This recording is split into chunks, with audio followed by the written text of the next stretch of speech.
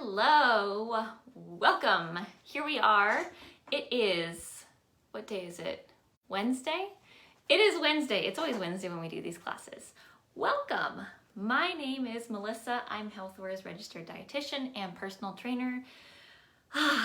Today, this is our Carb Smart class. So today we will be talking about, I'm so sorry. There we go. We will be talking about, I gotta get my cat out of the way. Today, our topic is fiber, something that I love talking about. And so I'm excited to have this as our topic today. If you have any questions or comments during class, please let me know. Just type those in the little comment section on this video. If you're watching live right now, or if you're watching later on, I would love to see any comments or questions. So just type those in. I've got my faux PowerPoint presentation behind me. So we're ready to go. You've probably heard people saying things like, I need to get more fiber in my diet, or maybe you've even said that yourself. And most of the time, that is true. Fiber is an important component of healthy eating, but unfortunately, most people don't get enough of it in their diet each day. I actually saw, I don't know where the statistic was exactly from, but I saw just the other day an article said that, I think it was like 95%, 98% of Americans don't get the recommended amount of fiber in their diet. Again, I don't know if that statistic is totally accurate, but it is a very large percentage of Americans that do not get the recommended amount of fiber in the diet. So we're going to talk about that today and how you can make sure that you do get enough. Fiber is part of the carbohydrate group of foods, so that's why we're talking about it today in our Carb Smart class. However, fiber is a non-digestible carbohydrate, much different than the sugars and the starches that are the other members of the carbohydrate food group. Fiber is split into two main categories based on how it reacts within the body. So that's what, see how slick I can be at this. There we go. All right, so we've got soluble fiber and we have insoluble fiber. Those are the two types of fiber. So we're gonna talk about soluble fiber first. Soluble fiber blends with water in our gut and forms a gel-like substance.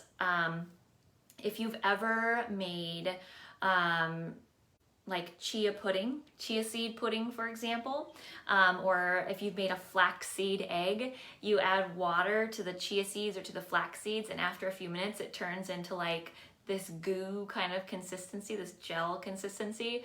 That is kind of what you can picture when your gut combines with soluble fiber, when the water combines with soluble fiber in your gut, kind of that gel goo consistency. Okay. Soluble fiber has many health benefits and it feeds the good bacteria in our gut. So soluble fiber is also referred to as fermentable. It ferments, it feeds the good bacteria eats it. Okay? Insoluble fiber, on the other hand, does not dissolve in water. It does not dissolve in our bodies at all. It passes through our digestive system mostly intact. Because of this, it acts mainly as a bulking agent for our bowel movements and can help speed along the passage of food and waste through the gut. So with insoluble fiber, if you think about celery, for example, like the strings on celery, or even like corn, the outer part of the corn kernel, the squishy stuff is inside on the kernel, and then that skin shell. Those would be more examples of like insoluble fiber. They don't digest. So if you don't chew well enough, those things can pass through almost fully intact. They don't even break down. Like corn, for example, you can actually have the corn in your stool if you don't chew any of it. So, as an example. And just in general, many foods do have a combination of both soluble, insoluble. The foods that contain fiber, I should clarify. Foods that contain fiber tended to have some kind of combination of the two. Some foods do have way more of one type of soluble or insoluble than others, but oftentimes foods that have fiber will have a little bit of both. Okay, so how much fiber should you eat in a day? Let's find out. Gotta make sure I don't lose my paper here. There we go. So for women, 25 grams per day is how many grams of fiber you should eat. And for men, a little bit higher, 38 grams of fiber per day. That's the current recommendation for Americans. Like I said, typically Americans do not reach these goals. And we will talk in a moment about what foods contain fiber and how many grams of fiber, how you can reach these goals. Why? Let's talk about why. Before we talk about how, let's talk about why you should get fiber. Why does it even matter? There are many potential health benefits to eating fiber. As I mentioned, fiber, the soluble kind, feeds the good bacteria in our gut. So the bacteria in the large intestine can impact our health in many ways, including weight management, believe it or not, blood sugar control, immune function, even brain function, our hormones. The bacteria in the gut is very influential. The microbiome is what it's often referred to. The microbiome is very influential in many aspects of our health. The one downside to feeding the good bacteria in the gut is that they do produce gas. When the soluble fiber is digested or fermented in our intestine, it does produce gas. So that's why if you eat a lot of soluble fiber in a meal, like beans as an example, you often have an increased amount of gas. Fortunately though, those side effects can decrease, sometimes go away as your body adjusts to eating a higher amount of fiber. So that's why I tell people, if you're not used to eating a lot of high fiber foods, increasing slowly can sometimes help minimize some of those GI side effects. And Claudia had a question. How do we know quantity of fiber in our meals? So we will talk about fiber amounts more specifically in some foods here in a moment, but in general, a nutrition label is the easiest way to figure out how many grams of fiber are in a particular food. So I'll show you, I do have a few food examples here. So on a nutrition label, where are we? There we go. Hopefully you can read that. So this is a bag of, this is a bag of lentils, and you can see that fiber, dietary fiber, it's right there. Dietary fiber is listed on the nutrition label. Every food package will have a nutrition label on it that lists fiber. So that's the easiest way. With other foods like fruits and vegetables that don't have labels specifically on them, there are general amounts of fiber that are in those foods, like an apple or carrots, for example. And we'll talk about a few of them. I don't have an exhaustive list of every single type of food because they do vary. The amounts of fiber are different in different, like vegetables, for example. Every vegetable does not contain the same amount of fiber. Every fruit does not contain the same amount of fiber. A lot of them will be similar, but there is definitely variation between every type of food. I do have a handout at the Health Aware office that lists carbohydrates and fiber of it's a much more exhaustive list than I'm going to show you today. So that's one good resource. If you want one of those, I can always get you one of those. Also, apps like Calorie King or MyFitnessPal can help show you how much fiber is in foods. Yeah, I hope that answers your question, Claudia. All right, so other reasons why fiber is so important. Another one is weight management. Fiber can help with weight management. Fiber bulks up your meals. So like with vegetables are really high fiber. And so the more fiber in your meal, the more volume it tends to have. And that having a larger volume can help keep you fuller on less calories, which is helpful for weight management. As fiber also, as it soaks up fluid, soaks up water in the intestines, it slows the absorption of nutrients and increases your feelings of fullness. In addition, there is research showing that when we eat a high fiber diet, we actually eliminate more calories through our stool, which means we're not absorbing all the calories that we eat. The bulk of the fiber gets in the way within our intestines. That's where nutrients are absorbed in our body. So in the intestines, when there's a bunch of fiber in the way that's not digesting, it actually blocks some of the calories from being absorbed into the body. Kind of a pedestrian way of explaining that, I guess. There's probably a more sciencey way of saying that, but that's how it is. The fiber gets in the way of the calories absorbing. Another benefit of fiber, the soluble kind, is that it helps manage our blood sugar, which is very important if you're struggling with prediabetes or diabetes or blood sugar management in general. Because fiber slows down the process of digestion, the food we eat doesn't get absorbed into our bloodstream as quickly, and as a result, we have smaller spikes in our blood sugar, which is ideal. We want our blood sugar to be a little bit more of a nice wave when we eat, right? Rather than having large spikes. So fiber foods help keep our blood sugar a little more even. Not having fiber and eating certain foods that absorb quickly means we have really high spikes and low lows with our blood sugar.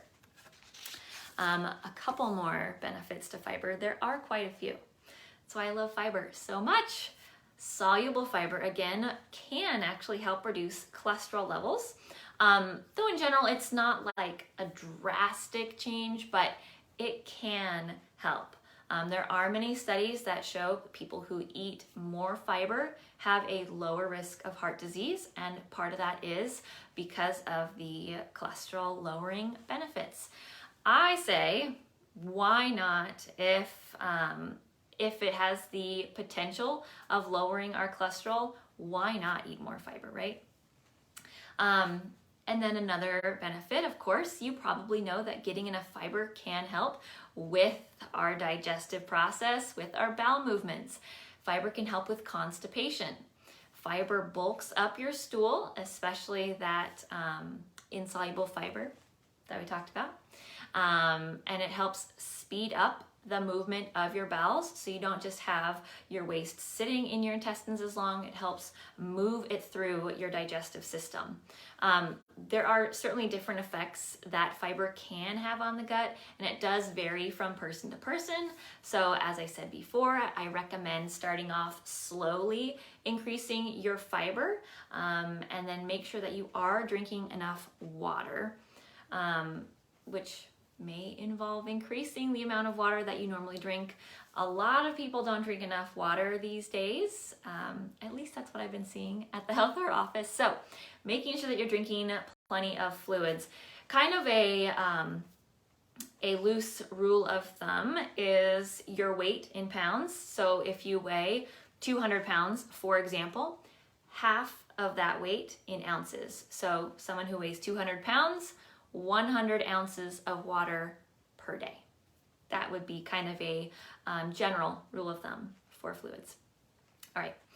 And then one final benefit of fiber that we're going to talk about today is that fiber actually has been shown in many studies to help reduce the risk of certain types of cancer, especially colorectal or colon cancer. It's not a hard and fast rule that fiber reduces your risk of colon cancer, but there is very strong evidence to support this, okay?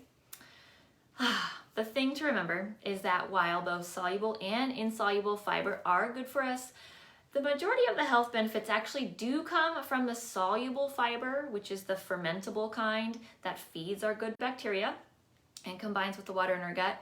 Both are good, but a lot of the health benefits in general come from the soluble fiber.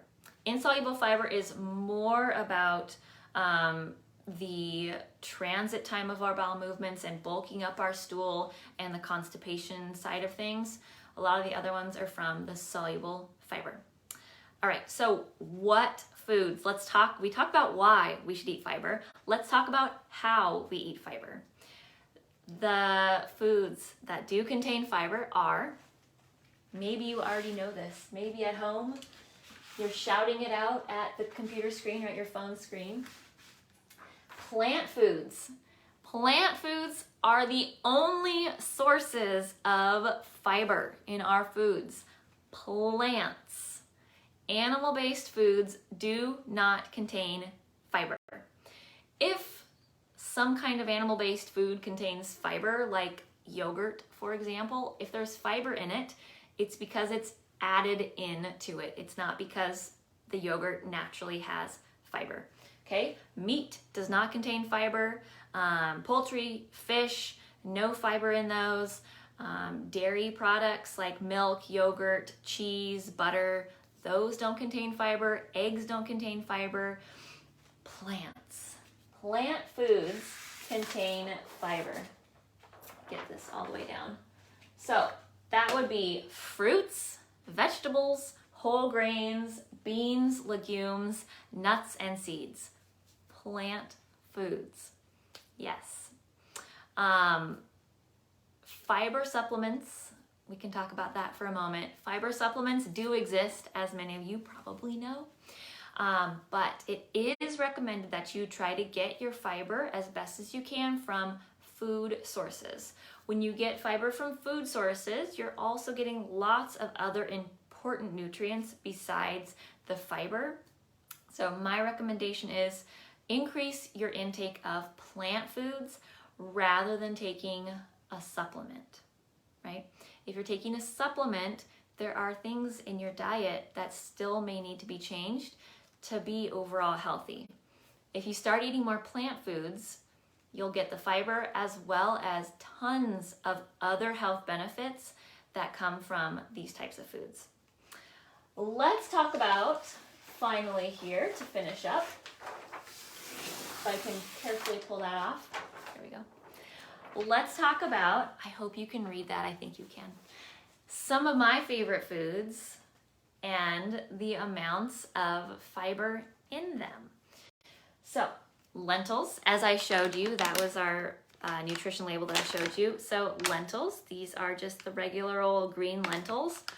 1 cup, this is cooked lentils, by the way. 1 cup of cooked lentils contains 15 to 16 grams of fiber. If you think back about the recommendation that women need for fiber, 25 grams a day, 1 cup of lentils is over half of that amount. So it really can be quite easy to get our daily needs of fiber. We just have to make sure that we're eating the right foods, right? When we eat healthy foods, it's much easier to meet our fiber goals. Another example is garbanzo beans. Again, cooked is what we're talking about. So garbanzo beans right here, one of my favorite foods. 1 cup of those, 12.5 grams of fiber.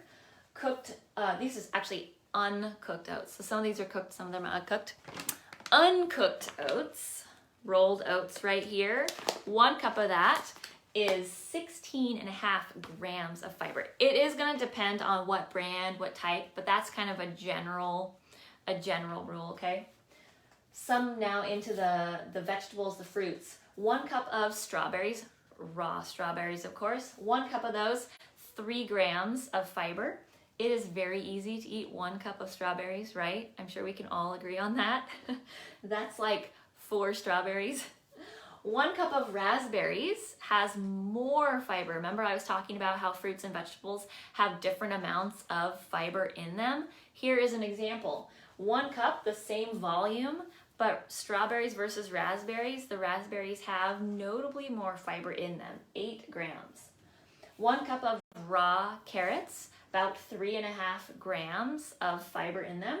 And I hear this a lot about carrots. People that are concerned about blood sugar or have diabetes, pre-diabetes, think, oh my goodness, I always hear carrots, they have so much sugar in them.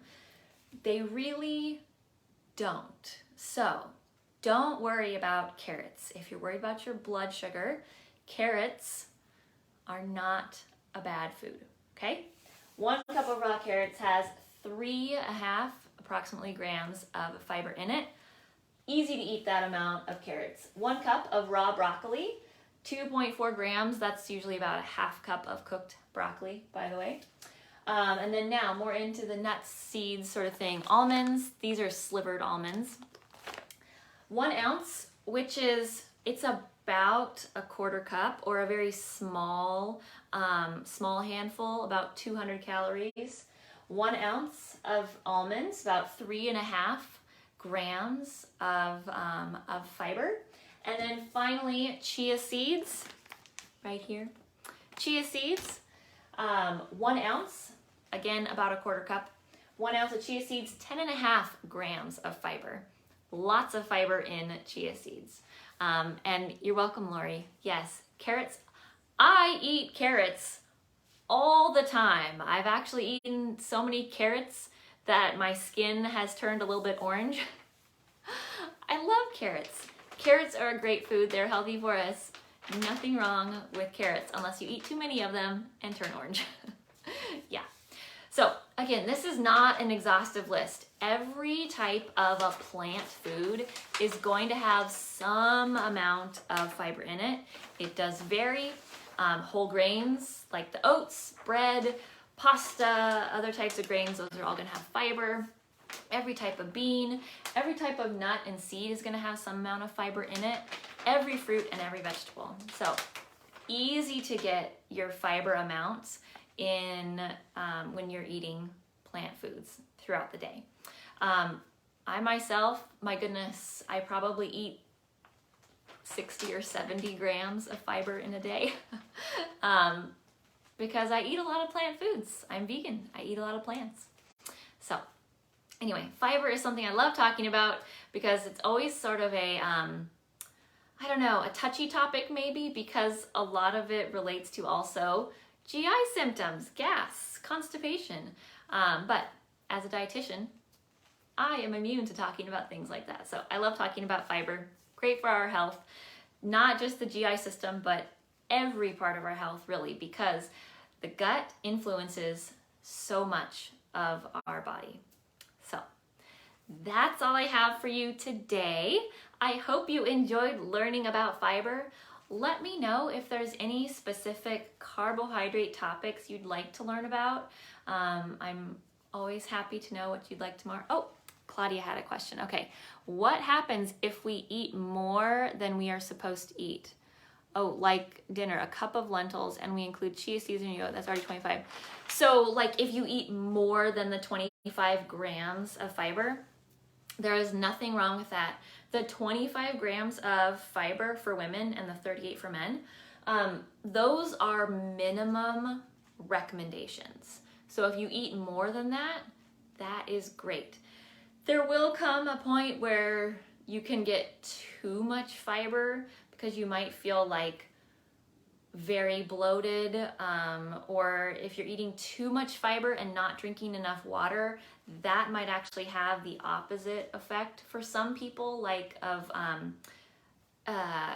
constipation is helped with fiber to a certain point, but if you're not drinking enough fluid, you might get backed up by having so much fiber, and you might have a lot of gas if you're eating a lot of fiber. But no, if you eat, yeah, you're welcome, Claudia. Yeah, no problem at all eating more than the 25 grams of fiber at all. Like I said, I eat at least double that generally in a day. So no problem with eating more than that. Yeah, great question. Very good question. Yes, minimum recommendations. Yeah. I think I read somewhere that the average the American diet, the average American gets like 10, 12 grams of fiber a day, something like that, which is way too little, which is also probably why I hear people are constipated all the time. Yeah, taking their fiber supplements to help with that when you could just eat plants. Anyway, thanks for joining, Claudia and Lori. I see you on here, so it's great to have you guys here. Like I said, any suggestions or any topics you'd like to hear about next time, let me know. Otherwise, I will see you next week for our weight management class. Happy Wednesday, or whatever day you might be watching this later on. Bye.